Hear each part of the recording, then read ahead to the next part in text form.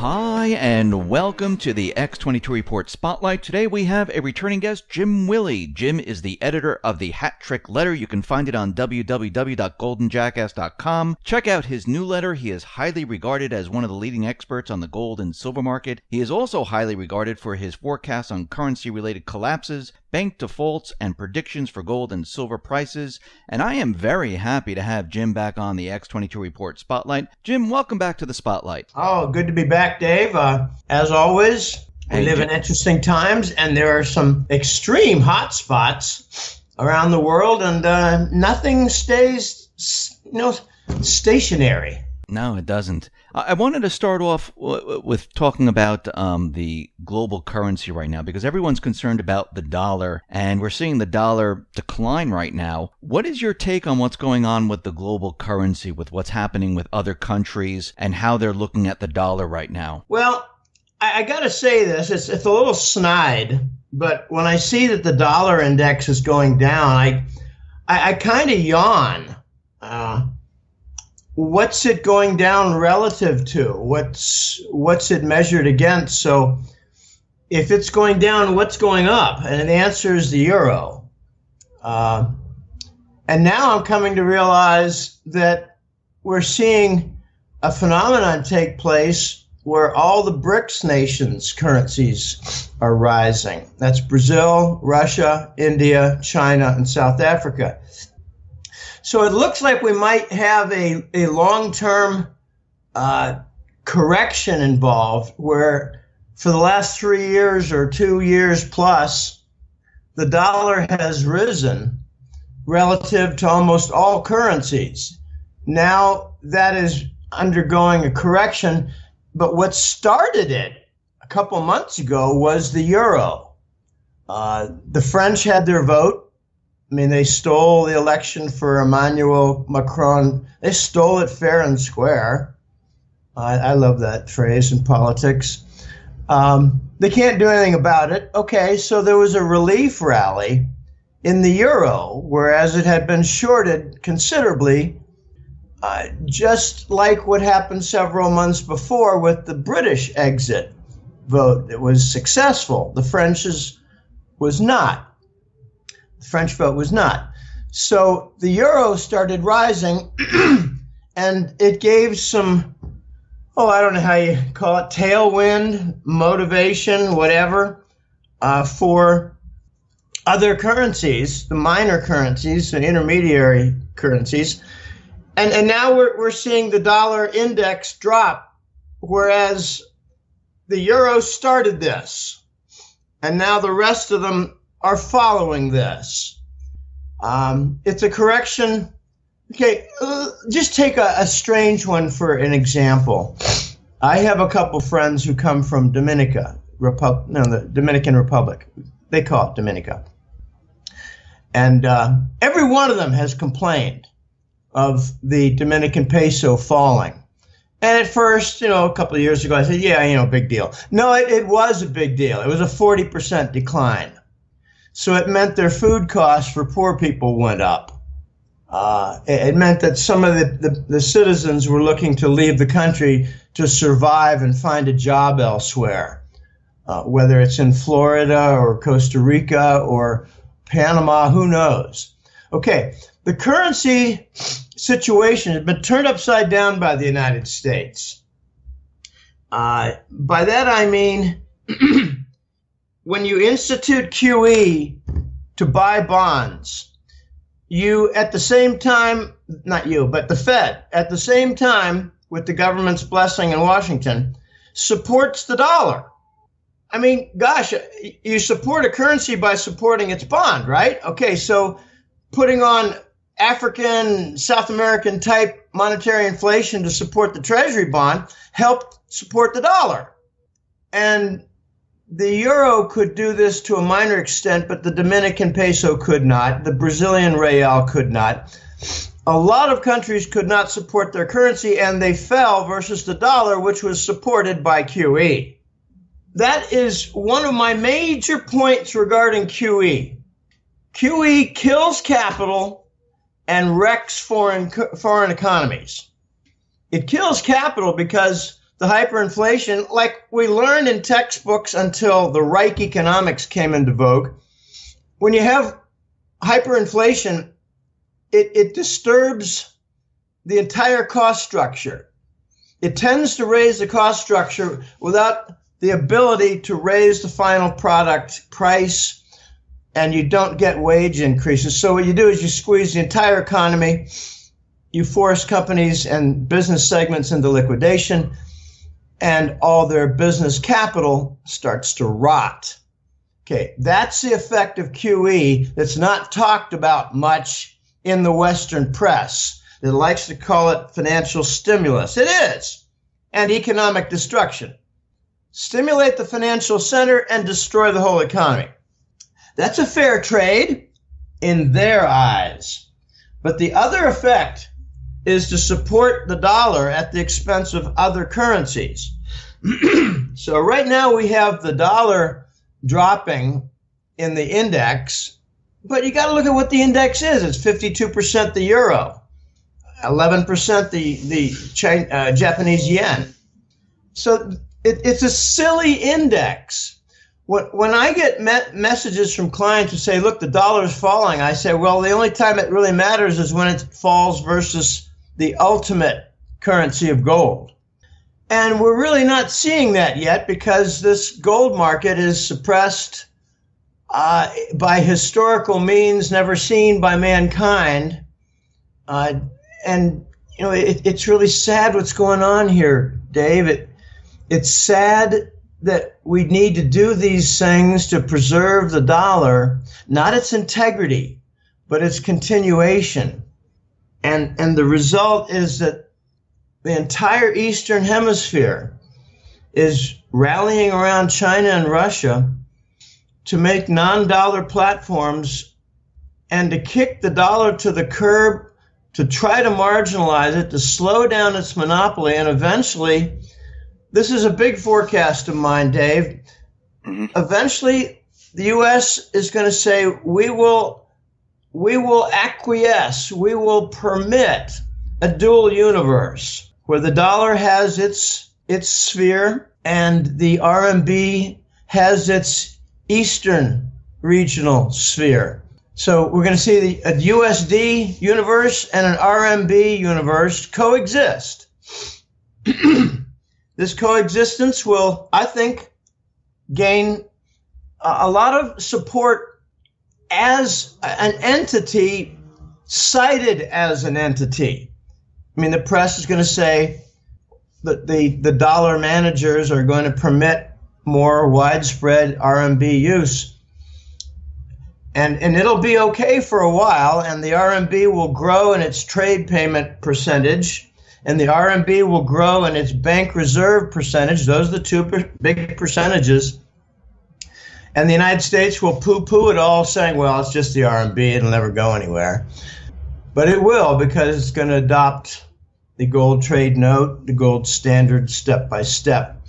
And when they do that, start the countdown on the dollar going away as the global currency reserve, and that will bring about enormous problems for the United States when they lose the global currency reserve. That's such an important point that 3 weeks ago, I wrote a public article on what the global currency reserve means.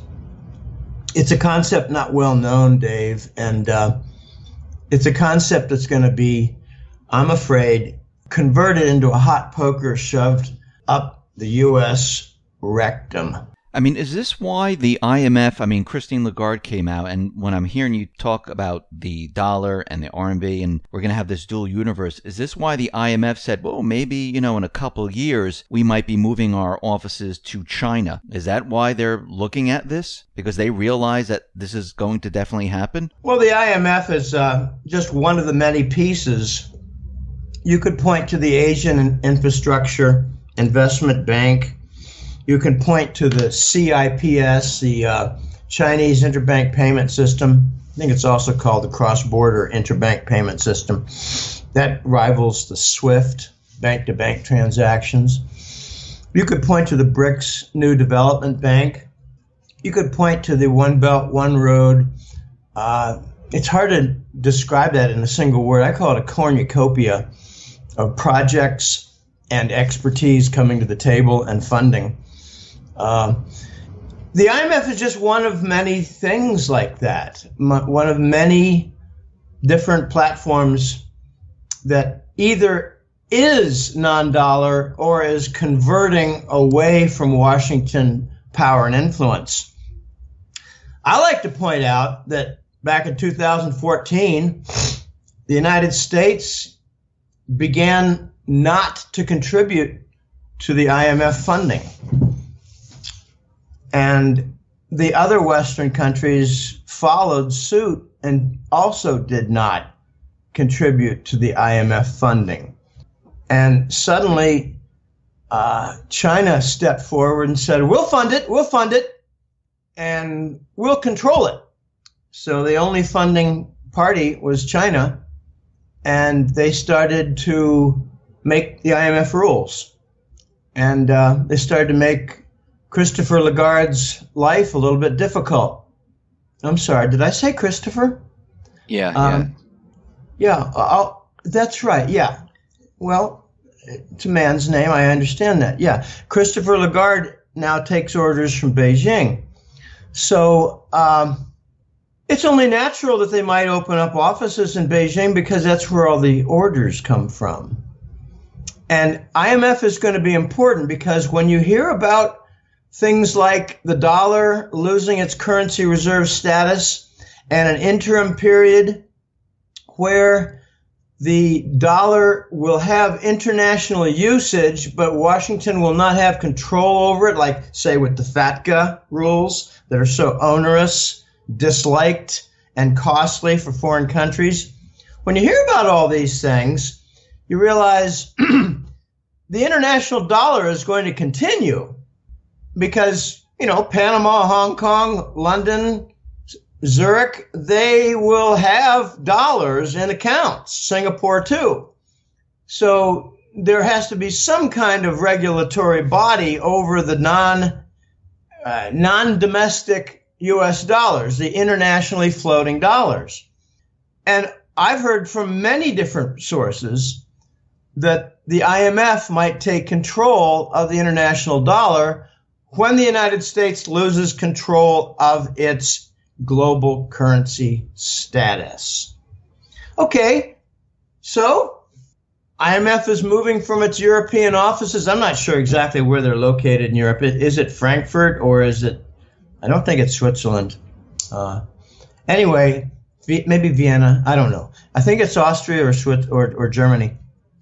But if the IMF goes to China, it only makes sense because China is going to be controlling through their IMF offices the international dollar when the United States loses the global currency reserve that 99% of Americans don't know what it is. When you say China is going to take control, is it going to be the yuan as the reserve currency? Is it going to be an SDR as a reserve currency? What exactly are you saying when the dollar is no longer the reserve currency? I think we're going to have a vacuum, Dave.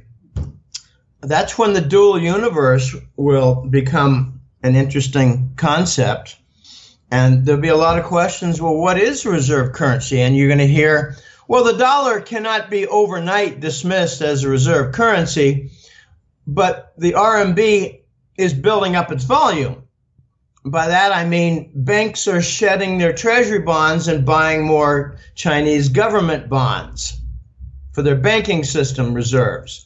But they will also be buying more gold bullion for their banking reserves. So when the dollar loses its global reserve status, you're going to see three in the dual universe. It'll be the dollar, the RMB, and gold. So those will, fill the void or attempt or make initial moves to fill the void, but there will be some confusion. And there should be confusion because there's been a lot of just blind, nitwit acceptance of the dollar as being the forever currency. I mean, I talk in Latin American circles about the global reserve currency, and they have no idea what I'm talking about. And I say, well, when it's lost, they say, what do you mean when it's lost? The dollar is a constant. And I said, no, it's not. So Said there are countries around the world dumping hundreds of billions of dollars of treasury bonds right now. And they say, well, I'm sorry, I don't see that in the news. That's right. They don't see it in the news. So when this slowly happens, this is not an overnight thing. You're saying this is going to be a dual universe. They're going to slowly do this. And as this slowly happens, what happens to other countries that say, you know something, we don't want to hold the dollar, we'd rather hold the RMB instead? Now, what happens to all those dollars that are floating around in other countries? The same thing that's happened for the last year and a half with hundreds of billions of treasury bonds that's been dumped. The Fed, the Department of Treasury, they work overtime to soak it all up. Why hasn't the Treasury bond 10-year yield zipped up to 3 and 4% when hundreds of billions of Treasury bonds are dumped by the bondholders? You've got net selling, and you've got very mysterious elements, entities buying the Treasury bonds. It's called the interest rate swap derivative. There's very, very little Treasury bond buying. You even have insurance companies and pension firms in the United States looking to get rid of Treasury bonds. They're not yielding anything. You've got the pension and the insurance sectors being ruined right now because for 6 or 7 years they've not been paying any bond yield. Treasury bonds are their main holding. So you don't have money buyers out there, and you have this gigantic dumping of treasury bonds. At the same time, you have an increase in the supply of treasuries from the U.S. government deficits that have to be securitized. And they are being monetized like a good African country would. We're monetizing $1 trillion of U.S. government debt. Why doesn't the interest rate on the bond go up to 3, 4, and 5, and 10%? Where are the buyers? It's interest rate swap derivatives. It's fabricated, phony, computer-generated demand. What is the basis of that? Well, the feeder system is the free money at the 0%. That's why the 0% will never go away. I mean, they can talk about these 0.25% moves and big deal. What are we up to? 0.5%? I mean, come on. It's basically 0% feeder system on the interest rate swap derivative. And I guarantee you, if they go all the way up to 1% for the short-term rates, they'll have other little derivatives in there to nullify the 1% and make it 0 for the feeder system for that precious interest rate swap derivative that fabricates the phony demand for treasury bonds that almost nobody wants to buy. But many, many countries are dumping at a time when the supply is rising from the increased government deficits. Oh, I tell you, the situation for the U.S. Treasury bond, it is a gigantic black hole that is ready to explode. I hear haughty, arrogant types say to me, "Oh, Jim, what you're describing, break down the treasury. It'll never happen because the computer control with all the derivative machinery is so powerful and so advanced and so experienced in operating that it'll just continue." And I say, well, what if the pressures are like 3 to 5 times greater?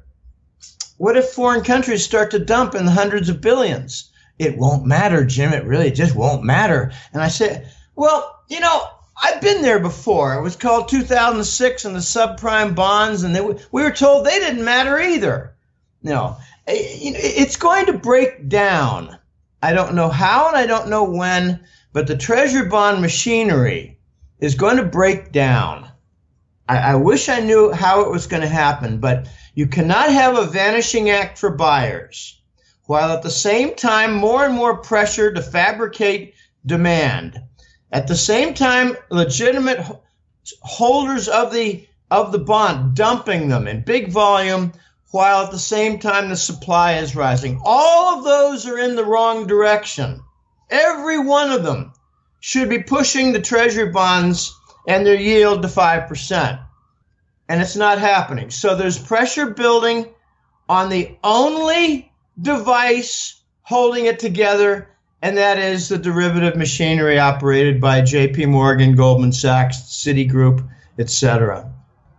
And it's really sitting on the Exchange Stabilization Fund out of the Department of Treasury that gets no attention at all. I hope that answers the question. Yeah, I mean, there's many. I mean, you mentioned that, you know, people say, oh, yeah, this can continue on forever. But the Fed is already saying that they're going to, you know, start unwinding their balance sheet of like $4 trillion. Now, if they start to unwind this, if they're actually going to do it or not, they're saying they're going to do it, you know, later this year. How will this affect the bond market then? Are they going to still continue to buy the bonds up as they're unwinding? That's the big question, isn't it? I don't think they're going to be able to unwind it. It's up to $4.5 trillion. And also the Euro Central Bank has, I think, close to $4 trillion. They're talking tough, Dave. They're talking like this is 2 or 3 decades ago when they could do such things. And the market could absorb it because the economy was more vibrant. It's not now.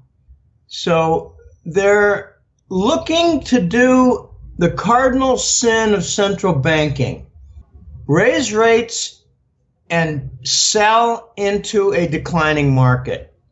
Not just a declining bond market, a declining economy market.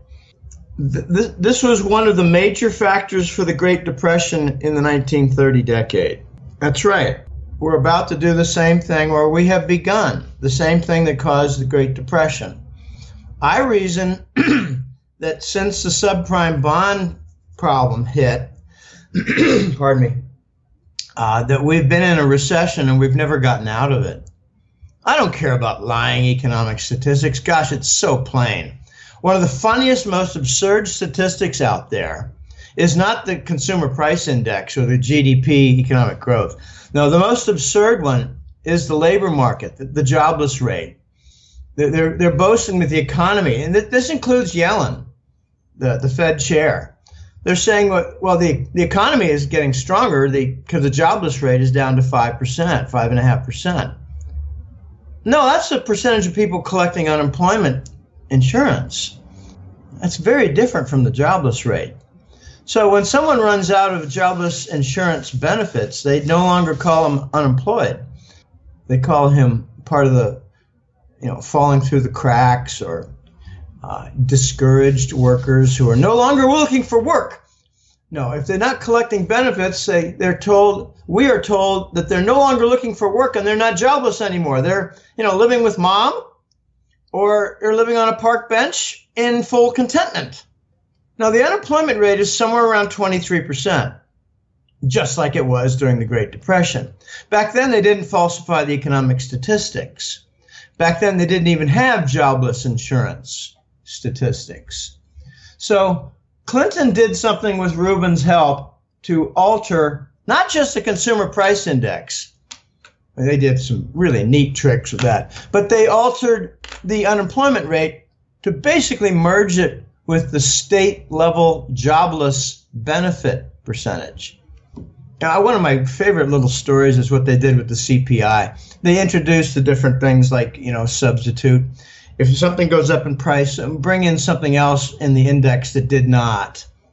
And, my joke was, well, they'll bring in the Alpo dog food because that's a nice stable measure. So, remove the higher beef price, include the Alpo dog food price, and everything's the same. No growth in the CPI. But they did something else that was really mathematically clever.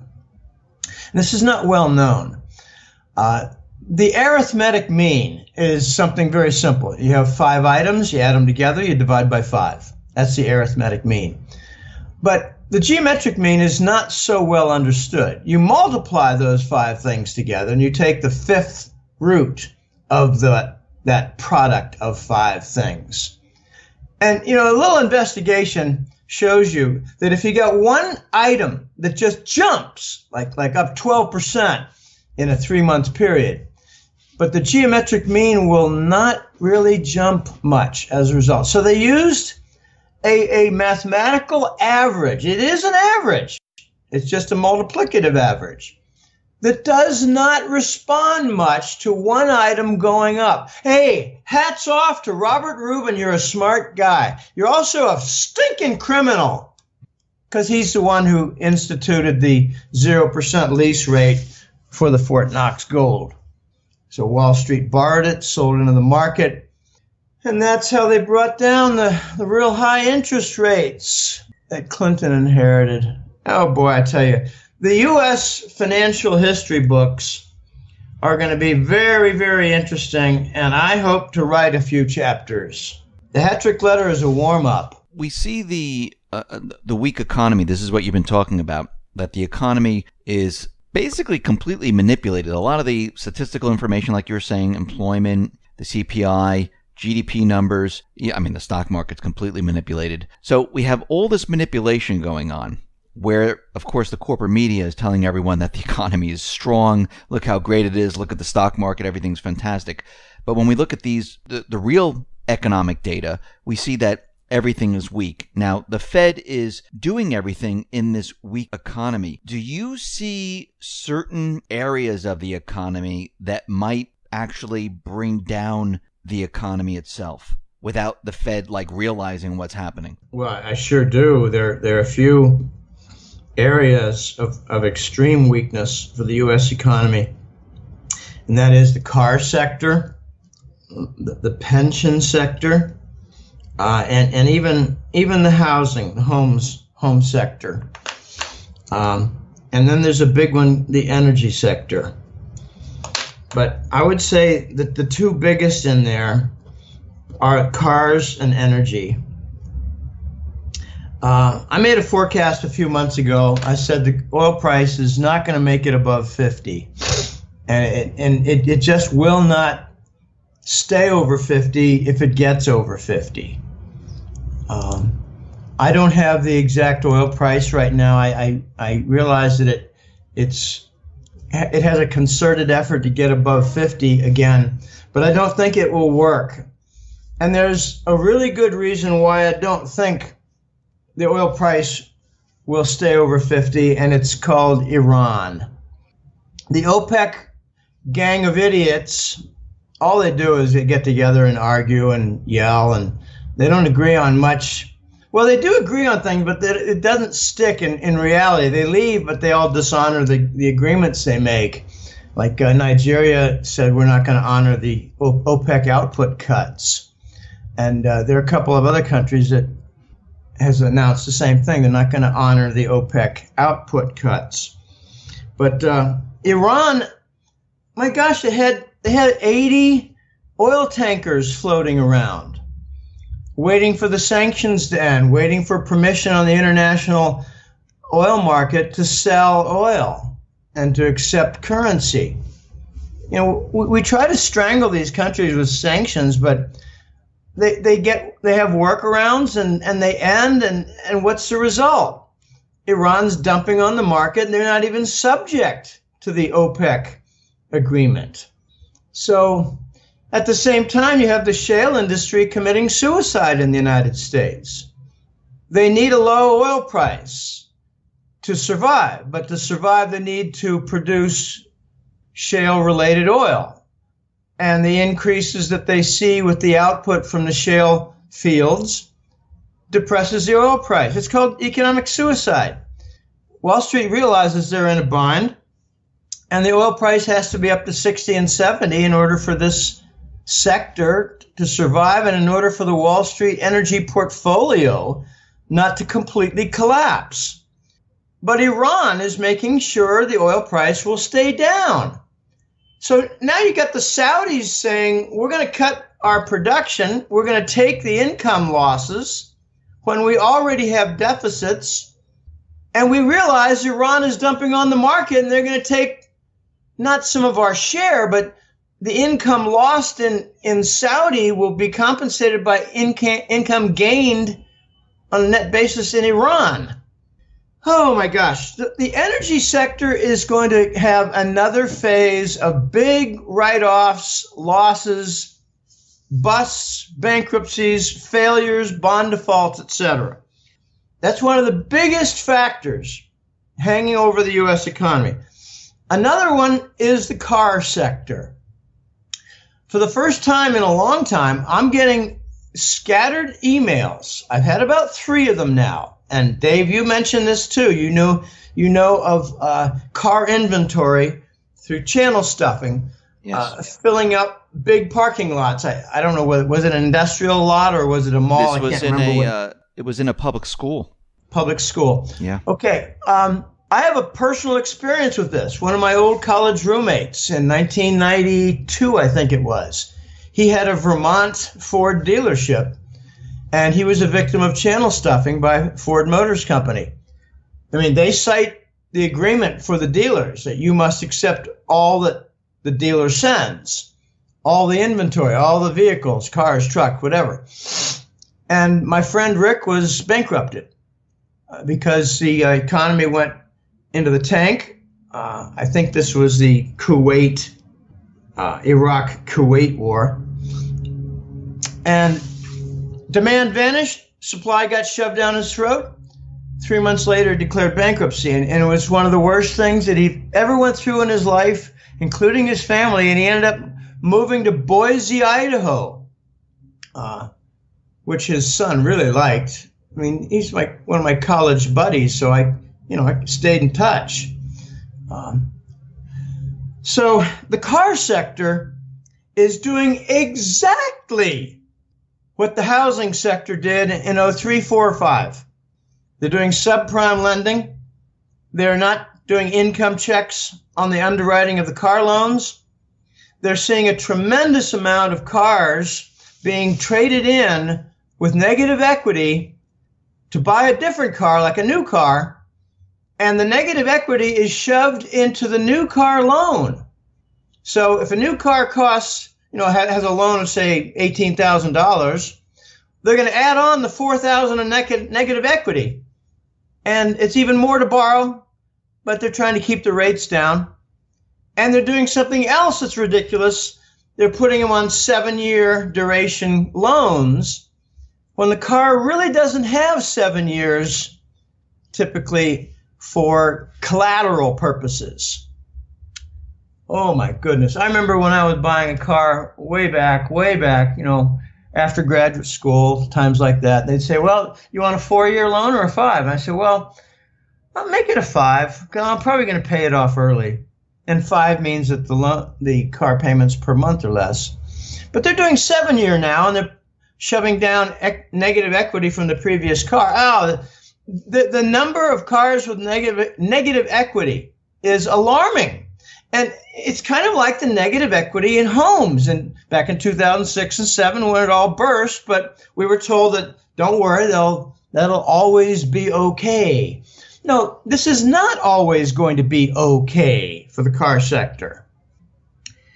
It's going to break.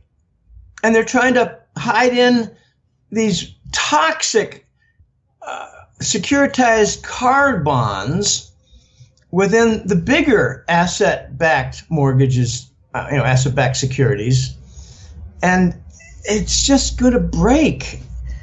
I think the turning point is going to be when the Wall Street banks just cut and run. And it becomes quite clear that the car sector, with all their securitized bonds, is going into the toilet. All the while, the housing sector really never recovered. You still have ridiculous underwriting of home loans. You just don't have the volume like you did before. You don't have the MERS database, the electronic database of titles, where they could use one house in 3 different bonds.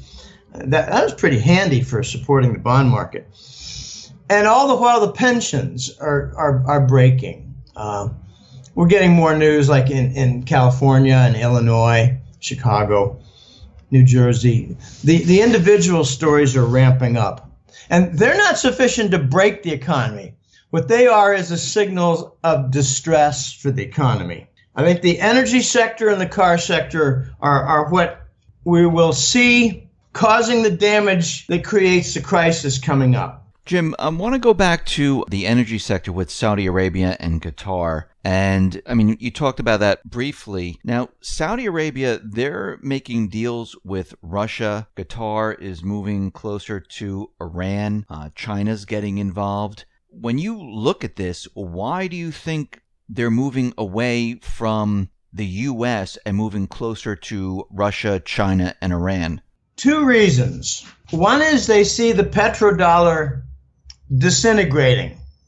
By that I mean the standard of selling oil universally for dollars, like treasury bills. They're seeing that standard fall away. They're seeing that standard disintegrate.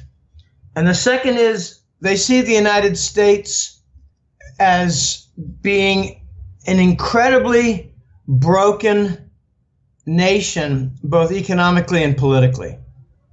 They're seeing their partner pretty much politically and economically decay into a state of complete disrepair where remedy is not possible in a couple of years. The Saudis are seeing the United States as stealing from their own accounts. The whole Swiss story of UBS and Credit Suisse, those were false stories. The United States government claimed jurisdiction over the Swiss banking system. Excuse me? Declared those two big banks, UBS, Credit Suisse, in violation, imposed fines, and took like a receivership control, trustee control. And the Swiss banking system said, hey, whatever you want to do is okay by us. We're just the powerful Swiss banking giant. Wow. What was that all about? I'll tell you what it was. To gain control of the big bullion banks in Switzerland, controlled by those two banks, to steal the Arab gold. That was back in 2014 and 15. Okay, the Arabs are not stupid. They're lazy and corrupt, but they're not stupid. They saw their gold was being stolen. And I think the Saudis were given a message a year ago that your $3 trillion of reserves is not going to be made available to you because it's the core for the Exchange Stabilization Fund operated by the U.S. Department of Treasury. You know, do some math, people. The Saudis were the big producing giant for 30 years. Do you really think they have only 160 billion in treasury bonds? Are you really that bad in arithmetic? Can you multiply a couple $100 billion or $150 billion in annual surpluses? Can you multiply that by 30 years? Can you do that kind of mathematics? Do you see that the Saudis had $3 trillion in reserves? Can you do that napkin math, people? In fact, they did something interesting on the Treasury International Capital Report, the TIC report. They now broke out Saudi Arabia. It's no longer lumped in with the OPEC oil-producing nations, or whatever they call them, the OPEC group. Now they're trying to make it look like the Saudis all along had 150, 160 billion in treasury reserves. Well, more like 3,000 billion, if you can do the simple math of accumulating 30 years of giant surpluses. If they called it the petrodollar as the petro surplus recycling, then where was the recycling done and what was its volume? Didn't it have to be giant? Well, yeah, it was giant, and it was from Saudi, and it's a whole lot more than 150 billion. Okay, so the Saudis are realizing that they're never going to get their 3,000 billion back in treasury bonds. They're realizing that much of their gold reserves in Switzerland were stolen. They're realizing that the United States is blaming them for 9/11. opening up lawsuits against them to steal Saudi assets stuck inside the U.S. borders under U.S. jurisdiction. So they're looking for some new friends. And this charade a couple months ago of Trump going to Riyadh, Saudi, and proclaiming a giant arms sale.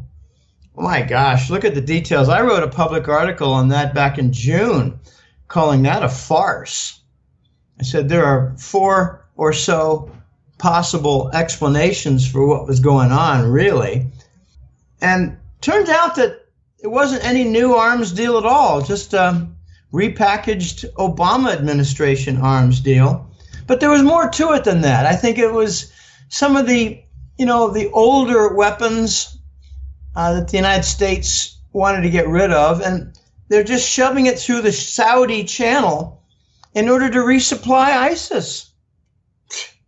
This is a joke. Why don't you say we move to the whole Qatar issue, Okay. Dave, and try to focus on some of that, and that's not really directly pointing to the Saudis and their collapse situation and their collapsed relationship with Washington. The whole the whole Qatar picture is fascinating right now. We see Qatar where the other Gulf nations, they were, pressuring Qatar with this block. And basically, it really hasn't gone anywhere. First of all, Saudi Arabia, the other Gulf nations, they never invaded Qatar. Qatar said, listen, we're going to keep what we're doing. We're going to work with Iran. We're not going to do all these things on the list. And they started to whittle down the list to a couple of points, mainly with terrorism. So what is happening here? What were the Gulf nations up to? What is Qatar up to? And why is the U.S. just sitting back, pretty much just watching the whole thing play out? I think what Qatar did was they abandoned the Saudi gas pipeline concept. And instead, they adopted the Iran gas pipeline concept. And that angered the hell out of the Saudis. This is an enormously complicated pipeline geopolitical battle going on. But I'm trying to simplify this because it's really difficult to wrap your head around. The isolation and sanctions and finger pointing at Qatar went nowhere. It made the Saudis look stupid. And whatever Saudi is involved in, the UAE is right behind them. United Arab Emirates, that's Dubai and Abu Dhabi. Saudi and UAE are main suppliers of ISIS. They're also the partners for the Yemen war. Both Saudi and UAE have greatly depleted oil reserves. They're looking to steal the oil reserves, oil and gas, in Yemen, which is basically an undeveloped, just an undeveloped nation with its energy deposits. So they tried to isolate Qatar. They tried to finger point Qatar as being, a sponsor of terrorism, which is a total joke because the biggest sponsor of terrorism is the Saudis. There's been Langley efforts to reduce the Saudi participation in terrorism for the last couple of years. And when Mohammed bin Salman basically took the crown prince role, he really pissed off the Langley people, and we've yet to see the vengeance for that. So the terrorist is calling Qatar a terrorist. It's like Al Capone pointing a finger at somebody, 6 or 7 decades ago and saying, you're a killer, you're a racketeer. The worst offender is the Saudis. But they couldn't really get any attack on Qatar because the U.S. has military bases there. U.S. also has CENTCOM there, a Central Command Control Center. They manage all their Middle East and Afghanistan operations there. So they couldn't get anything going with Qatar. Qatar decided we're going to develop this big gas field. Qatar calls it North Dome. Iran calls it South Pars. It's in the Persian Gulf. Pardon me. And Qatar and Iran are going to develop it. When they develop it, they're going to bring it to market through the Iran gas pipeline. The United States doesn't want Iran and Russia teaming up to make a gas pipeline and to use the biggest gas producer, the biggest LNG developer in the Persian Gulf. They don't want them to join up with Qatar. But it's going to be the Russia-Qatar-Iran link. Jim, is for this the Iran gas pipeline. Is this the pipeline that's going through Syria? Yes, that's the plan. But, they could change it and instead go through Kurdistan, part of Iraq, and into Turkey instead. I mean, the United States loves its scorched earth economic policy. We don't like what's going on in Ukraine with respect to Gazprom supplying Western Europe, so let's destroy the nation. We don't like what's going on in Syria as a cross point for the Iran gas pipeline, and the Syrians and the Iranians are in bed together politically, so let's destroy Syria. Let's come up with all the ridiculous stories about sectarian violence and, ISIS guerrillas taking over and, beheading people. I mean, just turn to the Senator John McCain emails and you'll find out his orders to falsify videos. That's okay. He's a protected one, isn't he? Now he's got brain cancer and one can only hope it's a quick end. I suppose with filthy thinking and corrupt thinking, it can promote brain cancer. I don't think it works that way, but it makes you wonder. Qatar is not going to roll over into the U.S. camp. They've got significant German technology connections with their LNG technology and businesses. They've got Russian connection with Gazprom. They want to link up with the Gazprom pipelines. The whole world is realizing that Gazprom is going to be the low-cost, high-supply provider of energy. And the United States is saying to Europe, buy our more expensive gas that is in inadequate supply because you're our friend. It's not going over. Qatar is also a big investor in some of the multinational European corporations. They did pull money out of Deutsche Bank. That was interesting. But they still have significant multi-billion-dollar holdings in other companies in Europe. Qatar is not going to roll over. They're a friend of Europe. They're a partner of Germany. They're a partner of Russia. And they're a site of the U.S. military. And I think Qatar might be the location where the dual universe becomes publicized. The United States is going to be in a position where they're going to be asked by the Saudis, turn over this government, wreck it, bring about a revolt and a regime change of the Qatari emirs. And the United States is going to say, no, we're not going to do that.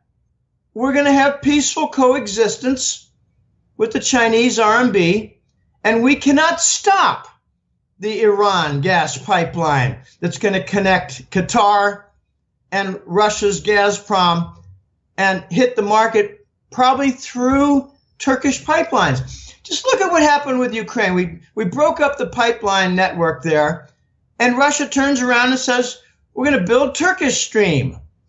And it was off for a while, but now it's on. And even Bulgaria is in favor of its connection. Bulgaria is critical here. Little known fact about Bulgaria is they, under pressure from Washington, blocked the Turkish Stream construction from Russia through Turkey into Western Europe. But Bulgaria contained the inventory of the pipes for the pipeline. And now they're going to release it for the actual construction. Everything the U.S. touches with foreign policy turns to failure. Everything. Everything. All their foreign policy initiatives have turned out to be the opposite in outcome of what we wanted. The opposite objective was fulfilled. In other words, negative progress on everything we try. Push against the wall crushes you in return. I mean, just look at the Iran sanctions, one of the biggest disasters in recent years. Look at Iraq, our nation building of Iraq.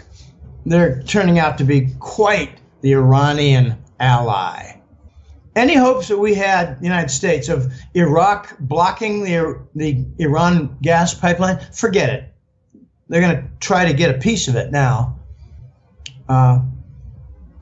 The leader of Iraq is now making openly critical comments about the United States and its stupidity, corruption, and failure of policy. Qatar is interesting, I think, because it signifies two things: the death of the petrodollar and the start of the natural gas cartel to fill the void that OPEC created. OPEC's not getting anything done. There's no unity at all. So it's pretty much a dead entity. They can have all the output cut agreements they want. Nobody's going to follow them, except maybe Saudi. Saudi has no friends. They're so without friends that they had a little war with their own partner, UAE. UAE is their partner for ISIS supply and training and, troop formation, troop recruiting. But UAE is also the partner of Saudi in the Yemen war. The division of labor goes like this. The UAE supplies some soldiers, but they hire a lot of mercenaries. Most of them are Australian. And the Saudis don't really want to get involved with the ground level troop activity, so they supply the Air Force cover. They bomb, they bomb the hospitals. I'm sorry, they bomb the field positions. Well, there was an incident at the Aden airport a couple months ago where the Saudis and the UAE forces were at war. They wanted to control the airport. Well, why did Saudi want it? Well, Saudi didn't have the ground support, but they wanted to have control of the airport because the Saudis' contribution to this Yemen war is from Air Force attacks, air cover, air hits. So they wanted an air base. And the UAE said, no, it's ours. We want it fair and square. It's ours. We control it. We want it. And they wanted it for, munitions supply and whatever. The Saudis have no friends. And when they started attacking Qatar with words, it was pretty clear that very few countries even spoke favorably to support Saudi. I hear that Egypt is their buddy. I don't really think so. I don't think Egypt is their friend at all. Egypt is really teaming up with Russia. They've got some energy projects that are starting to come online. Egypt might become a net seller before long, and look for them to join in on the natural gas cartel. This is going to be very important. It's Russia, Qatar, Iran, and the natural gas cartel. Dave, I'll leave you with a question on this topic. What currency do you think they will use for the natural gas cartel? Most likely not the U.S. dollar, either the yuan or the ruble. But add in the gold trade note, because I think that's where it's going to come. That's where it's going to arrive. So to bring this full circle here, we started out with you discussing the dual currency, and now at the end of our conversation here, we're talking about the death of the petrodollar, where these countries, Iraq is, they're getting closer to Iran, they're getting closer to Russia, same with Egypt, Qatar, and they're looking to build a pipeline because it looks like, the Middle East is falling towards Russia and China and away from the U.S. So as the petrodollar dies, we talked in the past about a local currency here in the U.S. Do you still see that happening when the dollar starts to, wither away? Yeah, I think you're referring to the domestic-only dollar that is destined to come. Well, to begin with, the natural gas cartel, they're going to be using the currencies of the producer of natural gas. And they're going to be using the currency of the main buyer of that natural gas. So that leaves you with the Russian ruble and the Chinese RMB. But they're also going to want, through a concerted, coordinated effort, to introduce gold into the trade payment system. This is really important because when countries of the world have bought oil for the last 40 years, they've had a standard of doing it in the dollar. So therefore, they put U.S. treasuries in their banking system. Russia and China want to interrupt this chain. So they're going to be looking to see that RMB and ruble are used to buy the natural gas. So the countries in the Eurasian trade zone that are involved within the reach of this natural gas cartel are going to realize we don't need treasuries anymore. And the dumping just accelerates. The dumping is enormous. It's $400 billion worth of treasuries in the last 12 months. And each month that comes in, they drop off the last, they bring in the new, and the last 12 months is even greater than the previous last 12 months. It's a running last 12 months total. It's getting worse. And it's going to get a lot worse when countries realize they don't need the treasuries to buy oil and gas. And that's the essence of half of the equation for the global currency reserve. Trade payment on the one side, bank reserves on the other. If you don't need the dollar for trade payments, you don't need to store the dollars in your banking system. So countries are going to dump treasuries. I look for key intermediate players like South Korea. What are they going to do with their treasuries? I mean, they've got the giant conglomerates. They're called Keiretsus in Japan. They're called Kaibal in Korea. But they got Samsung. They've got LG. And what's the third? Oh, Hyundai. They got three giant conglomerates. They're an export giant. Not giant. They're an export power. And they're stocking up reserves. What are they going to do with their treasuries? I think they're going to swap them out for Chinese government bonds and gold bullion. We're about to start a wave, Dave, pretty darn soon, where nations predominantly in the Eastern Hemisphere are going to dump their treasuries for gold because they're going to realize something on a practical side. There's not enough there's not enough government bonds denominated in Chinese RMB. It points out one of the great paradoxes of the currency system and its foundation. The United States has no problem supplying treasuries in enormous volume because we got so much debt. The Germans have the opposite problem. They don't have enough German government bonds to go around when people regard them as safe and secure and a great safe haven.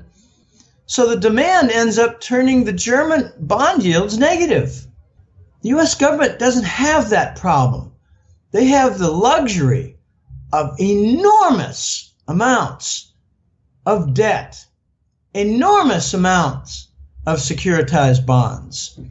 So we can produce a toxic foundation for dozens and dozens of country banking systems. Wow, how nice. Okay, the breakdown point for the global currency reserve status to be lost is trade payment, Dave. It's trade payment. And the big event coming is the Chinese will win an agreement to pay in RMB for Saudi oil. U.S. has probably told the Saudis, if you do this, we're going to start to kill you guys. You do this, we're going to unleash our terrorist weapon inside your country. You know, always blame it on the Shiites, right? Right. The Chinese are using leverage. They've been buying less of the Saudi oil each year, forcing the Saudis to look for new customers while they have some deficits to deal with. And the Chinese are saying, well, we're just going to buy more Russian oil. Sorry, we can pay in RMB for that. And the Saudis are going to eventually say, all right, you can use your RMB currency to buy Saudi oil. Okay, we give in. Oh my gosh. So the main partner, the main foundation partner element to the petrodollar, Saudi Arabia, is going to allow some of their oil sales in RMB. If that's not just one, but say a handful of coffin nails for the petrodollar, I don't know what is. Because two things are going to happen after that. Other Gulf oil producers are going to say, we'll do the same. Kuwait, Oman, Bahrain will say, we'll take RMB for your Chinese purchases. Iraq will do the same. Iran already does. The other side is going to say, from Southeast Asia, well, if China can buy oil from the Persian Gulf, the Gulf region, in RMB, we in Korea, we in Malaysia, we in Taiwan, we want to do the same because we don't want to hold these treasuries when the central bank is printing $1 trillion to monetize U.S. government debt.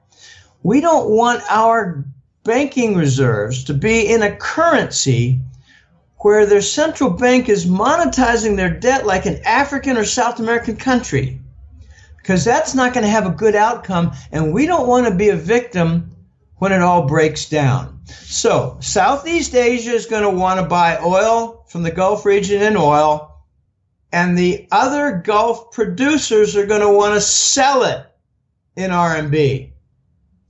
That is going to fracture the global currency reserve system in the entire Eastern Hemisphere. I hate to call it Asia because it's so much bigger than just Asia.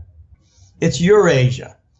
That Eurasia concept is creeping in toward Europe, and they're capturing Eastern European countries one by one. And of course, that means they will not capture Poland until everything kind of breaks down. Poland has not found itself on the right side of history for, what is it, 100 years, or is it 1,000 years? I don't know. The Polish just can't seem to recognize the loser in the room. They team up with it. So the United States wants to make Poland a natural gas hub. Try to contain your laughter. When the United States will supply it with expensive gas and in inadequate supply. Congratulations, Poland. You just teamed up with the loser in the room. When all this happens, Dave, you're going to see the trade payment standard fall by the wayside, and that is the dollar in the form of the Treasury bill for payment in trade. And the primary market is oil. Whatever oil dictates in the rules for the game, the rest of the international market will follow. By that I mean, if RMB is used more for oil payments, then the RMB will be used more for grain and cement payments, and for coal, and for timber. And then it's the international contracts. And Euroraj made a great example. He said, Jim, imagine $1 billion annual information technology contract from India to an Arab nation. The contract is written in dollars. Well, that's going to change. The contract will be written more and more in what countries are paying for oil. So that's why the Chinese deal coming up, it's already in the works. They're arguing about it. The United States is in the back saying, we'll stick a knife in your neck if you do it, you Saudi royals. And the Saudis are saying, we have to. We got big deficits. We're losing market share in sales of oil. And that could bring about the U.S. white flag that I call the dual universe, where they say, well, we'll let the RMB universe live because we don't think it's going to go anywhere. And that'll be their next error because it will go somewhere. When the trade payment system breaks, Dave, and the dollar is no longer the universal, uniformly applied standard, the United States is going to face an incredible nightmare that they cannot bring in import supply to the U.S. economy and expect the producers, whether they're Asian, like China, or emerging market, they're not going to take the dollar. So we need a different dollar, one that can be discounted. I love that word, discounted. Well, the other word is devalued into oblivion. But, just 30% a year for a while, or 30% every 6 months for a while. That's what the new dollar faces because of its fundamentals. Here's a simple question for you, Dave. What percentage of Americans realize that we're running over a $500 billion annual trade deficit, and that'll have an effect on any domestic-only currency? What percentage of Americans understand that phenomenon? I'm going to say 0. I'll be generous and say half of 1%. The dynamics and fundamentals for the U.S., when you strip away the global currency reserve status, are a nightmare. And that's being gentle. They're so wretched that it will instantly threaten the United States to become a third world nation. Okay, here's some very simple calculations. $420 billion is 10,000 tons of gold. We've got a trade deficit bigger every year.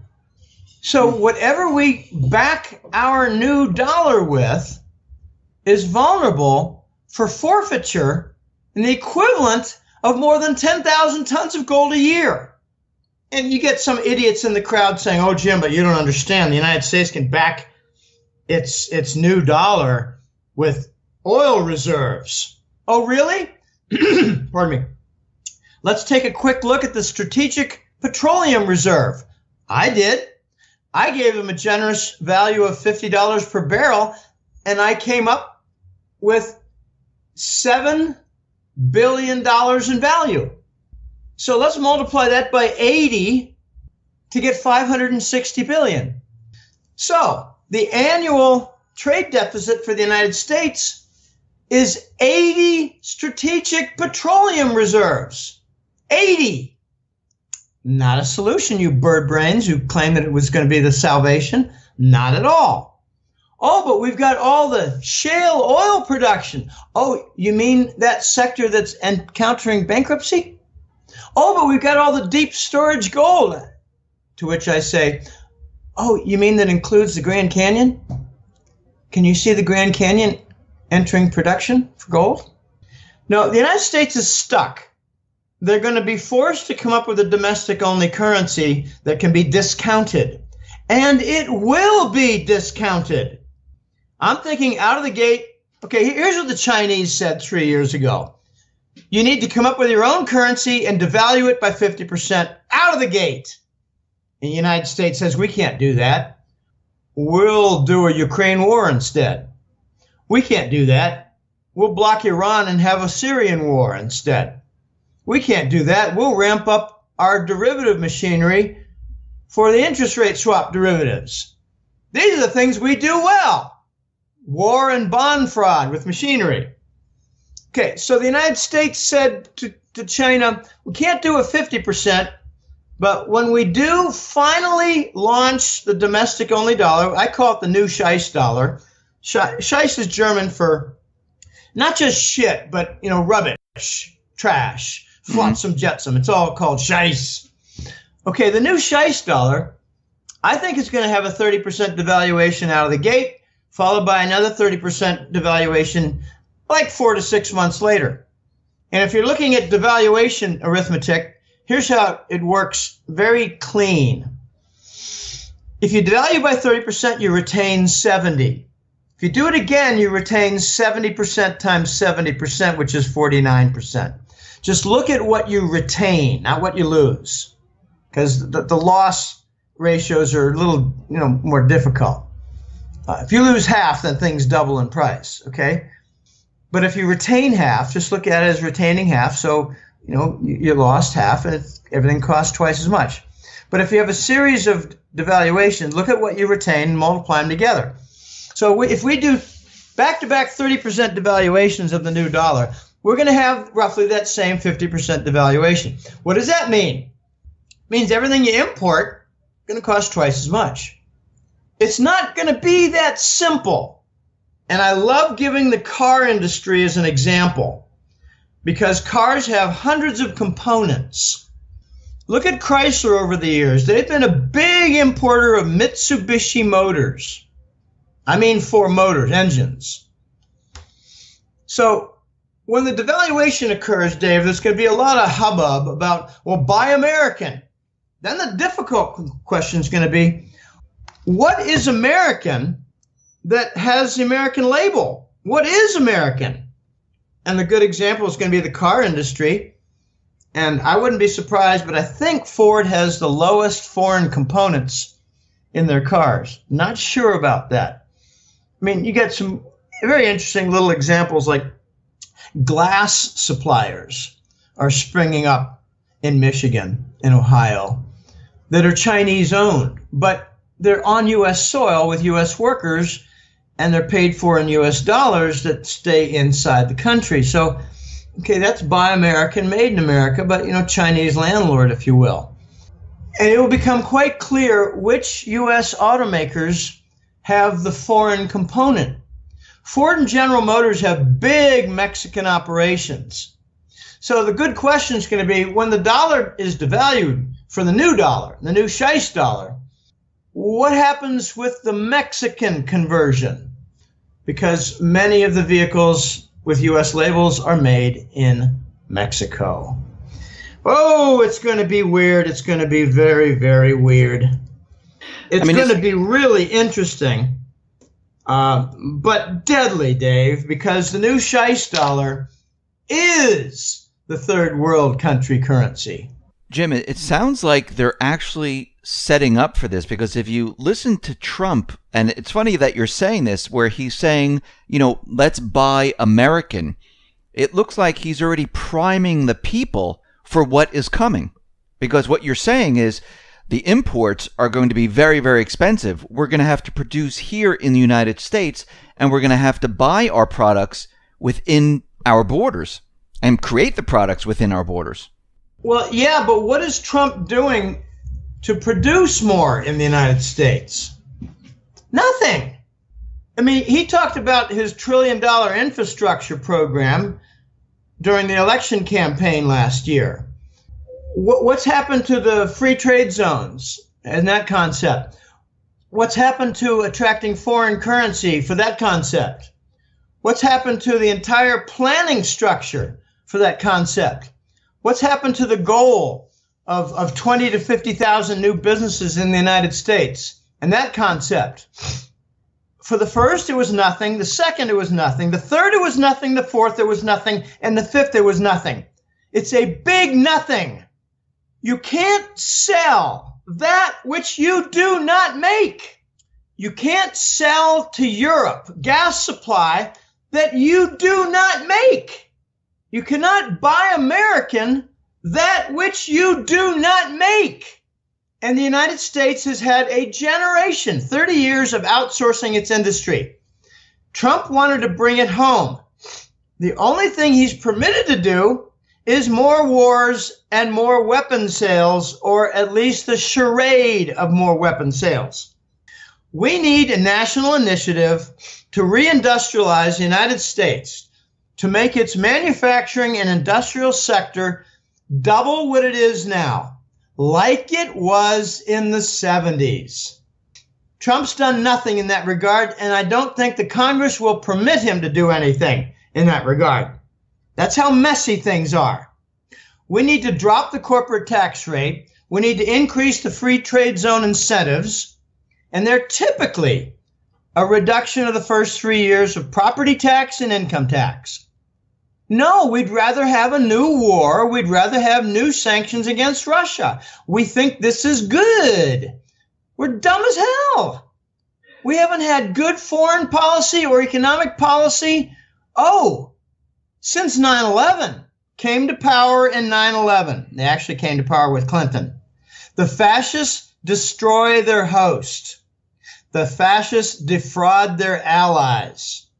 The fascists rely on war. The fascists permit internal fraud. It all results in a systemic breakdown, Dave. And that's what we have. Jim, how do you think they're going to spin the devaluation of the dollar? I mean, they just can't come out and say, hey, listen, the dollar's going to be devalued by 30%. Just deal with it. Easy. The dollar's going to be devalued to attract foreign capital. The jobs will come next. And we finally will be able to finance our debt with more foreign investors. But primarily, Dave, the answer to your question is more foreign investment from inducements and incentives, and we're going to cut our regulations in order to help that along, and it's going to result in a lot of new job growth. Of course, your manager is going to speak a foreign language, but that's okay. And by the way, we're not going to tell you that the fringe benefits will be near zero, but there'll be a lot of new jobs from the devaluation of our new dollar, and we want everyone to celebrate our new dollar. It'll be wonderful. Let's have some new songs. Let's put balloons out. Let's release balloons for our third world currency. Our country has become a wrecking zone. The new dollar will permit higher import costs, will reveal the components being foreign made of many products, in particular cars. It will result in supply shortages because some nations, get this is really interesting, Dave. Some nations that want to supply the United States, they'll say, we don't want your new dollar because we think it's going to be devalued again and again, and we don't want to be holding it. We don't think you've done enough devaluations to make it stable. So there will be inadequate supply when foreign producers say, we don't want your dollar and we don't even want your new dollar. Then comes the social disorder, riots, food centers, fuel centers like gasoline, diesel, and ATM machines, violence in all three. Food prices. Oh, but the United States is a giant food producer. Oh, they used to be. Are you aware that it's over 50% imported now? I like telling a story that back 15, 20 years ago, I used to run through the supermarket, in the winter months and look to see how many different vegetables had foreign stickers on them. Well, that's a funny looking little tomato. Oh, look at that.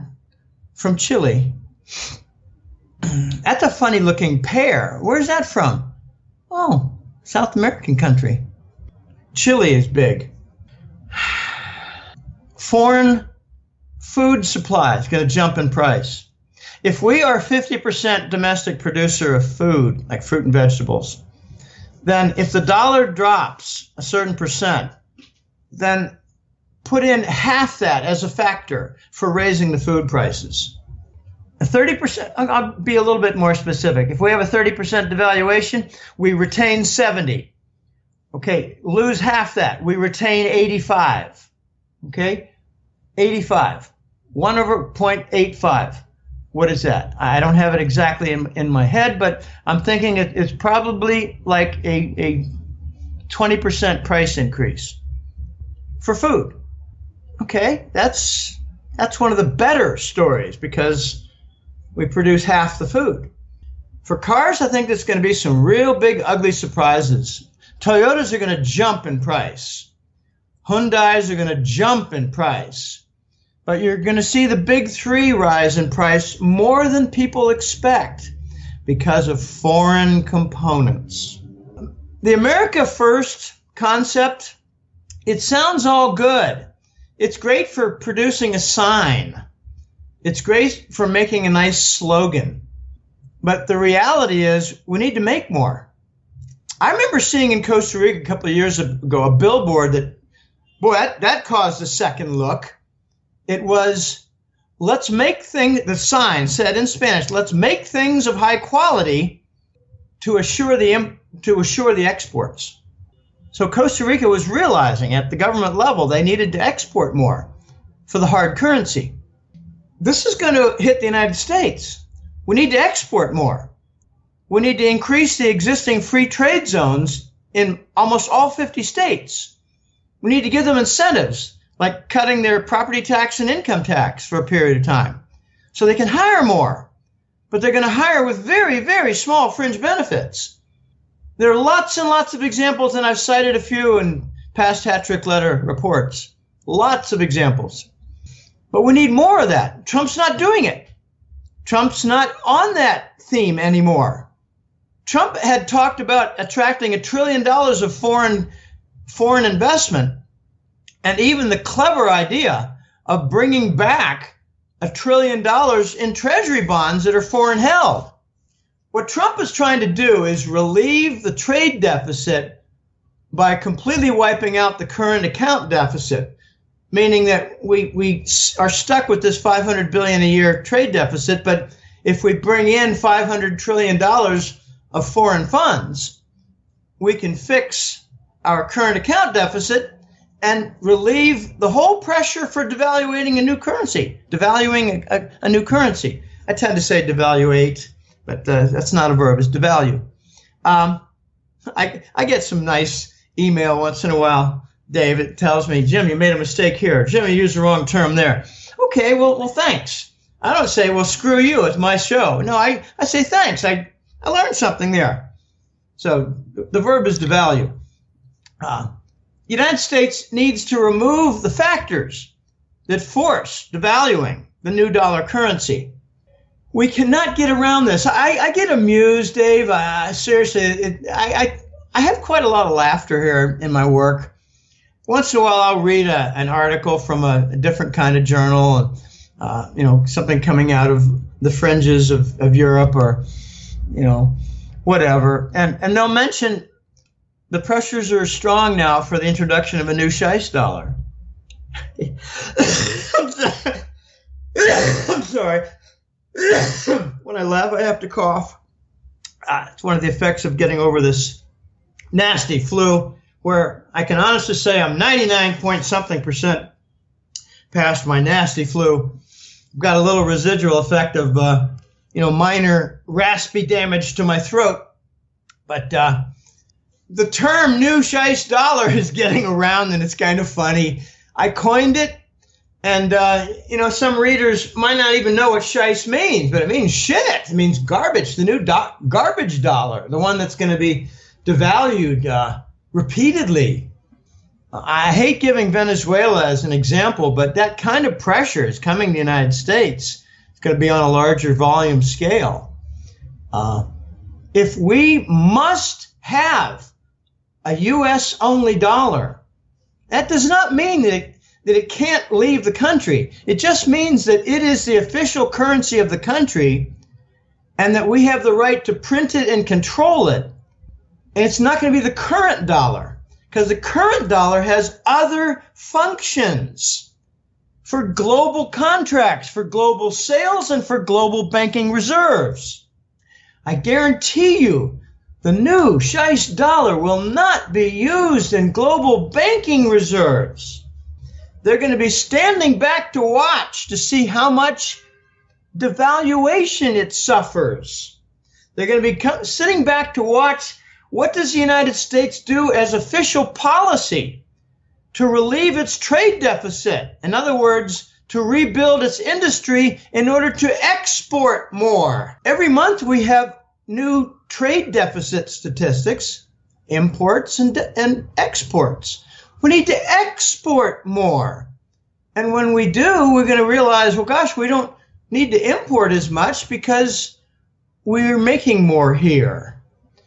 Try to buy some household goods or clothing and try to buy American. Where have the North Carolina textile mills gone? Shut down. Try to buy housewares or clothing that's not made in China. Good luck. I sometimes go into stores here in Costa Rica. I don't buy stuff. I don't need things. Not much. I look to see where are these things sold? Where are they coming from? You buy a fan, it's made in China. I just bought a bunch of shirts. I came across for some reason, the Walmart here just started to carry the polo shirt, the informal short sleeve shirts, nice design. I love them. I bought 7. They're not made in the United States. You buy a tool. It might have a U.S. name on it, but it's not made in the United States. The United States thought that they could become a finance center, a finance-driven economy. And Greenspan said we're offloading the risks with derivatives. It's all good. It's all fail-safe. And then the Lehman crisis struck and made Greenspan look like an idiot. But he still gets those speaker fees because there are idiots out there who don't understand economics. No, United States is in, I'm sorry, Dave, to say, but United States is in an intractable situation that cannot be resolved. We need a 4, 6, or 10-year period to resolve things after reforms are put in place. And we haven't even begun with the reforms. Jim, how close are we to this happening? Well, I translate that into a question of how close are we for the Chinese to buy Saudi oil or Gulf oil in RMB terms. How close are we? Because that's the first step to losing the global currency reserve status on the trade payment side. I'd say we're within 1 to 3 months away of that event. The pressure's building in a big way. Okay, I focus on that because that starts the chain reaction. It's the biggest event facing the petrodollar in years and years. I don't like to say a generation, but in many years.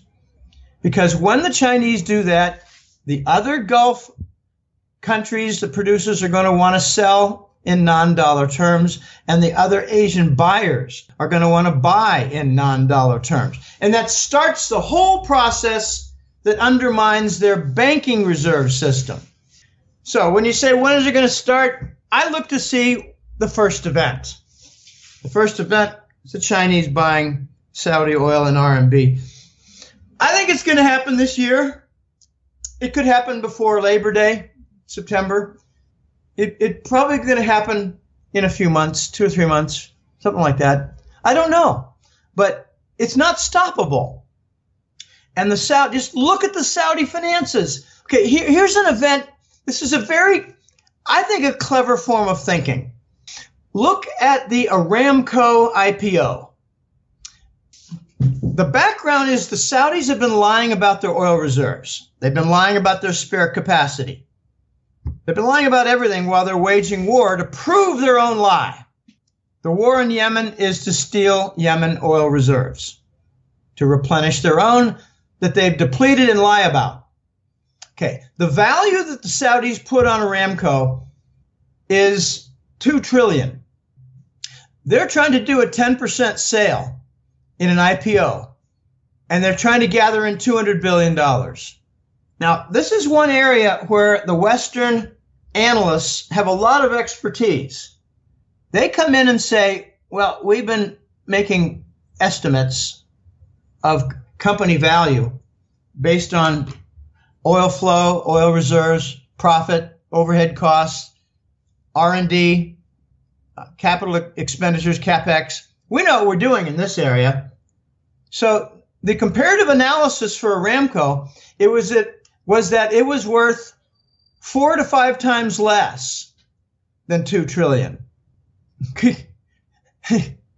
They thought it was worth, 400 or 500 billion at most. Okay, so maybe the Saudis will enter the room and say, we'll overpay a little bit for a stake of Aramco. And since we're going to be part owners of the Saudi giant oil complex, we want you to accept RMB for oil sales. You see my thinking, Dave? Yeah, I do. That's leverage. And the Saudis might think, to themselves, we'll overpay by 50 to 80 billion for this share because we don't care. We want that petrodollar standard to be buried. This is a handful of coffin nails. We'll overpay because we know that oil sales in RMB will catch fire. We know that other Gulf producers will want to do the same and not lose market share. We know other Asian buyers will want to do the same because they hate holding treasuries during the QE, hypermonetary inflation period. That's why I keep my eye on Aramco. And the sale is going nowhere. The controversy is building. The debate is growing, and it's funny to watch. Jim, thank you very much for being on the X22 Report Spotlight. Once again, how can people see your work? It's on www.goldenjackass.com. You know, I just did issue number 160 for July. My gosh, time flies. It's been over 13 years. Been a labor of love. It's been a bit exhausting at times, but it's not hard to refresh and recharge the jets. On the website, there's a free public domain page. It's called Main, and it includes a lot of interviews like this and public articles. And I've started to write a few more public articles lately, trying to make them shorter.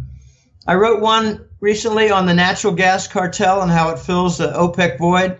I wrote another on the global currency reserve, what it means and what the implications will be toward losing it. I'm going to try to do shorter, very pointed, important articles like that. But anyway, the website has a free page of interviews and public articles, but it's also the home of the Hat-Trick Letter. And that comes in the form of 2 monthly reports. It's the Global Money War Report, the defense of the dollar, how it has really become a war to defend the standard, the global currency reserve. I call it the King Dollar and its reign of terror. It's financial terror. The other report is the Golden Currency Report. A lot more data on gold supply and demand, mining, but I include the oil and the petrodollar in there. And I also include the Eurasian trade zone developments and One Belt, One Road and all that. So there are 2 monthly reports, and there's a free page for lots of informative things for those who are looking to get some background or looking to bolster their already decent knowledge base. But I invite people to sign up for the Hat-Trick Letter. I love mentioning my 2 favorite compliments, Dave. One is I was a Hat-Trick Letter subscriber from 09 to 13. And I went away looking, just to see other comparative newsletters. And I wish I never left because I am back and it was a mistake to leave. The other compliment I get, I love them both, is that I was listening to your podcasts and looking at your public articles, and I figured, well, I don't need to pay. But finally, out of curiosity, I signed up for the newsletter, and I wish I had 2 years ago. It's chock full of all kinds of interesting things and neat graphics and quotes from your colleagues and explanations of your forecasts. And I wish I hadn't delayed. So I invite people to go to goldenjackass.com, bounce around and sign up for the newsletter. This gold suppression, Dave, it's not going to last much longer. And when the dollar loses its global currency reserve, the whole game changes and they won't be able to suppress gold anymore. Everything's going to change. I agree with you. Everything's going to change. And by the way, I'm going to put all the links at the bottom of this video. So all you'll have to do is click on the link and you can go right over to Jim's website. Jim, once again, thank you very much for being on the Spotlight. I really appreciate it. Oh, it's my pleasure, Dave, and hope to talk to you again.